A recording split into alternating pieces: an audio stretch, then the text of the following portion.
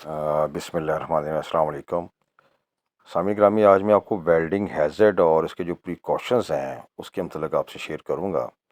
आपको पता है कि वेल्डिंग एक्टिविटी बहुत डेंजरस है। कहीं भी साइट्स पर, कंस्ट्रक्शन साइट हो या आपकी आयल एंड गैस साइट हो, उसमें वेल्डिंग का बहुत ही अहम किरदार होता है। और वेल्डिंग के जो हैज़र्ड्स हैं, रिस्क है, and that is too dangerous. इसमें देखें कि आई इंजरीज का ख़तरा है, उसके बाद burn injury, arc realization, electrical shock, light arc radiation, heat light and radiation effect, heat fumes हैं। उसके बाद आपकी आ जाती है पॉइजनस गैसेस हैं, chip fries of weld metal, fire हो सकती है, एक्सप्लोजन, स्कैटरिंग है, नॉइस स्पार्किंग है और फ्लाइंग सैंड है। तो ये सामने ग्रामी जो मैंने आपके साथ इसके हैज़र्ड वेल्डिंग के शेयर किए हैं, ये बहुत ज़्यादा डेंजरस हैं। इसके लिए हमें पीपीएस कंप्लाइंस को बड़ा फोकस करना होगा, सेफ सिस्टम ऑफ वर्क को जो है ना वो महफूज खातिर रखना होगा।